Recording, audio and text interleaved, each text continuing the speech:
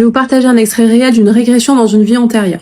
Pourquoi je me sens dépossédée de ma féminité? Dans cet extrait, vous allez entendre une mémoire karmique se révéler. Si vous restez, vous comprendrez le lien entre ces mémoires et ce qu'elle vit. Et en fait, je m'effondre parce que j'ai plus de force. Vous êtes fatiguée? Oui. Si j'avais grandi d'un coup, Ok, ben vous avancez à travers cette vie qu'on est en train de voir. Comment vous voyez maintenant? fatiguée Fatiguée? par la vie, Vous avez quel âge là, après? 16 ans. Vous arrivez à votre habitation. Comment c'est? C'est petit, C'est petit. comme si c'était une espèce de dortoir. D'accord. Vous dormez là à plusieurs? Oui. Il y a uniquement des femmes ou aussi des hommes? Là où je dors, il y a que des femmes.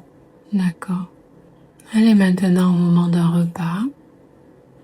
Vous êtes en train de manger. Comment ça se passe? On n'a pas beaucoup à manger dans l'assiette. Ah oui.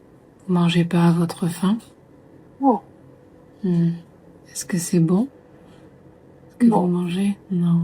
Comment vous vous sentez à ce moment-là? Humiliée, Humilié? triste. Vous êtes maintenant arrivé à un autre jour important où quelque chose se passe. Qu'est-ce que vous voyez? Donc, j'essaie de me révéler. Ah oui? Parce que c'est un peu plus tard ou Oui, vous êtes plus adulte là? je suis plus adulte. Mhm. Une jeune femme. D'accord, donc vous avez grandi dans cet endroit? Et en fait, je défends une autre femme Ah oui? face à cet homme. Il y a un homme qui fait du mal à une amie à vous? Oui, à une femme qui est avec moi dans le camp. D'accord. Qu'est-ce qui lui fait comme mal? Ouais, il tape et en fait, moi, je vais m'interposer et il me jette à terre. Comme s'il voulait me violer. Vous sentez qu'il veut abuser de vous ou qu'est-ce qu'il fait?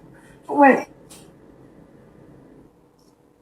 Mais en fait, il essaie d'enlever ma robe et il passe ses mains un peu partout.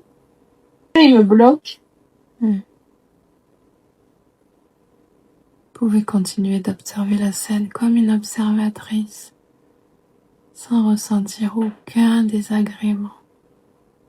Continuez à me décrire comme une observatrice. Regardez ce qui lui arrive à cette jeune femme. Les femmes ne laissent pas bouger parce qu'elles savent que... Ouais, elles ont peur aussi, ça pourrait... Ouais. Et il est assez violent, cet homme. Et après, il relâche. Et moi, je pleure.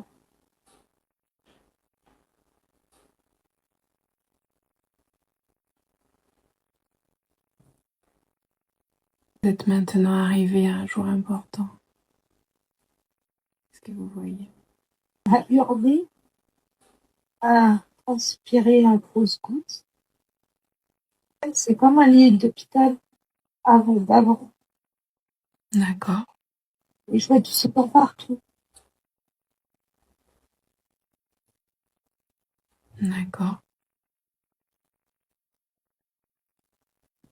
Est-ce qu'il y a des personnes autour de vous? Et des infirmières. Ok, donc il y a des gens qui s'occupent de vous. Qu'est-ce qui vous arrive?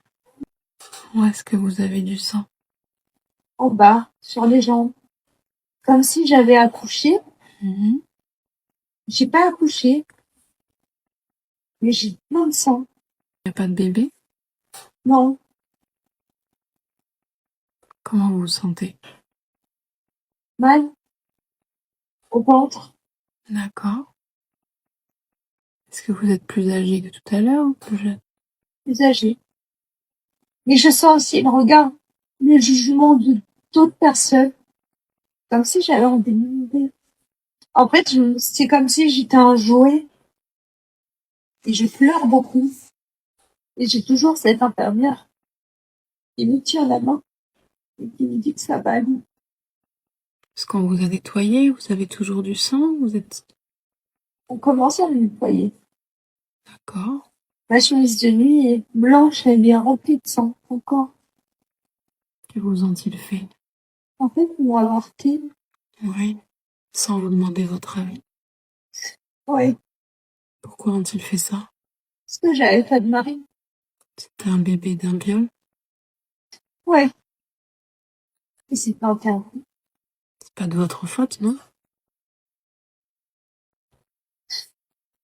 Oui, mais à l'époque, au départ, c'était le diable. Est-ce que vous êtes toujours à l'hôpital? Oui. Est-ce que ça semble être un véritable hôpital ou...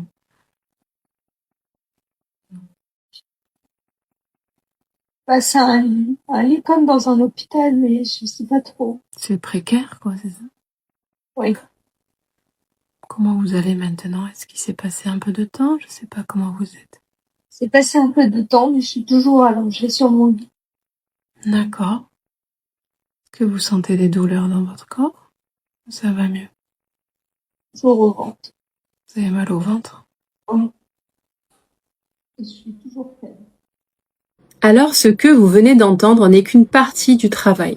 Dans cette régression, être une femme signifiait être en danger. Le corps a vécu la violence et les abus. Le ventre a vécu un avortement non consenti. Quand ce type de mémoire existe, même sur un plan karmique, elle peut continuer à agir. C'est bien pour ça qu'on lui a montré cette vie-là aujourd'hui.